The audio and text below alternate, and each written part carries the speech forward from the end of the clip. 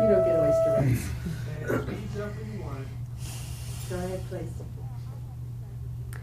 Meryl, I have to start this interview by thanking you for making yourself available, because I know you're pregnant and I know that you're feeling a little queasy from time to time, but you're really a trooper and a pro to make yourself available on a Sunday to talk to us. And I know I speak for everybody, but certainly for myself, thank you. Well, thank you. I'm glad you're publicizing Sophie's Choice. Well, it is a joy.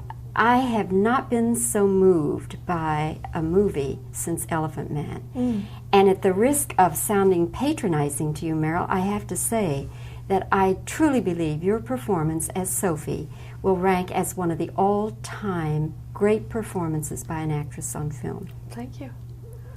I know, that's kind of heavy. I know, what can you say except thank you? But really, you gotta get your act together, because I feel so strongly that you're going to win the Oscars. So what will you say if you do? What will I wear if I do? That's the big thing. I mean, it'll have to be a big thing by then.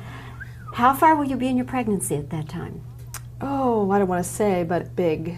Yeah. You know, on the big side. But what will your thoughts be? What would you hope that you would say?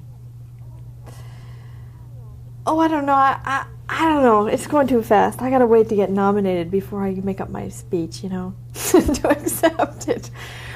I got a lot of people that I'm grateful to. Mostly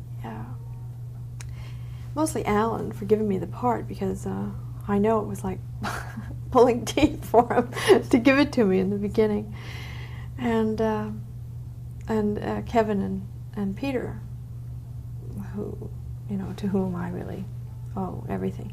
They were so fantastic during this shoot. It's a very ephemeral thing, a movie set. It can be, I mean, you easily forget it. It goes away quickly. It's only an entity, a family, for 4 months or 3 months. And it can either be something that you remember all your life or something that you try to forget for a long time.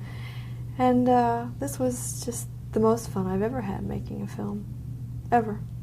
And Meryl, do you consider it your best film performance? yeah, I'm most proud of it than anything. I mean, I've accomplished more of what I wanted to do than I ever have been able to. Were the languages the most difficult thing about doing Sophie's? They were difficult, but they were sort of technically difficult. It's a different kind of task. I mean, it was like going back to school in a way. I was studying Polish 3 hours a day for about 2 months. And I never really loved school a whole lot, so being back there again.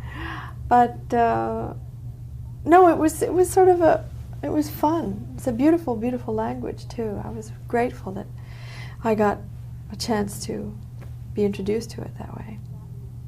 Had you not gotten the part, because we know that Alan Pakula did have someone else in mind, and had you not gotten the part, what would you have done, or how would you have felt? I would have felt bad, but I mean, I wouldn't kill myself. Probably try to get work somewhere else. There wasn't much around at that time, as I recall. I don't know. I don't know what I mean, I didn't tie myself to that dream. If I didn't get it, I'd just die. I don't believe anything's worth that. You know, that's a fiction, basically. Real people are worth that. But. Meryl, I don't want to give away the plot, but you have one scene in particular that is so charged with emotion, and it is a climactic scene in the film. I wonder, are you the sort of actress, can you cry on cue? Can you do these kinds of highly emotional things, take after take? Well, no, you kind of run out of it after the first one or so. I mean, you kind of, the scene, I know which one you mean. Those scenes, the ones that are so highly charged, in their atmosphere and the situation, the plot that takes you there, sometimes are not the most difficult ones to act because they're so unbearable. They're unbearable to watch. Some of the girls that were Yugoslav girls that were playing partisans and standing next to me were very carried away with the scene themselves, and they weren't actors or anything. So sometimes you get into a situation, the child was, you know, the children that were in the scene, and all the babies that they had lined up in that group of people were crying, and because it was a frightening situation. And sometimes movies do that for you. You don't have to imagine it so thoroughly out of whole cloth, you know. Sometimes because they deal in reality and real things, you know, we were there on a night, and it was scary. Can you cry on cue, or do you let them go ahead and spray the menthol mist or what? Oh, I can't cry unless I'm moved for some reason, so sometimes it just doesn't happen. And then usually, though, I know that there's something wrong with the scene. Because if it isn't moving in some way, then it's not right. Either the way it's written, or the way it's constructed, or how we've gotten there. If everything is right, then the tears will come. Is that what you're saying? Yeah. Yeah. I mean, if it's all set up. Yeah. Meryl, I have to ask you one question about Silkwood, because you did make it in Dallas at Las Colinas, our big, wonderful new studio. Yeah. And the media people were not permitted to come around. That secrecy that Mike Nichols wanted, does it have anything to do with the litigation surrounding Karen Silkwood case? I don't know. I think it has more to do with his own, the way that he likes to make movies, you know, the way that Woody Allen likes to make movies. There's so much written, so much interest focused on movies now, that lots of times before they come out, everybody has written their review and knows what it's about and has made up their mind.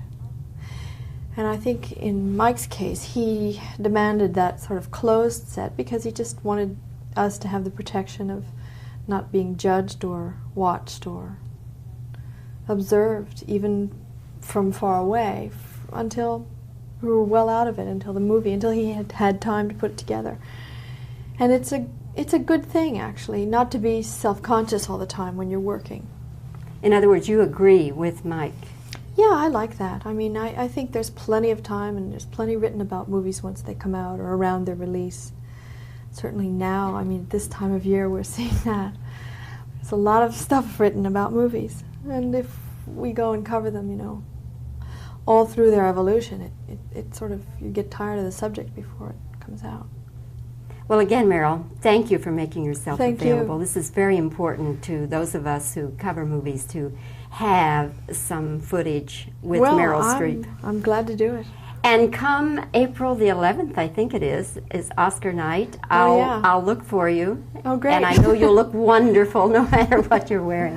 Meryl, thank you so much. Thank you very much. Congratulations on a super lovely performance. Thank you.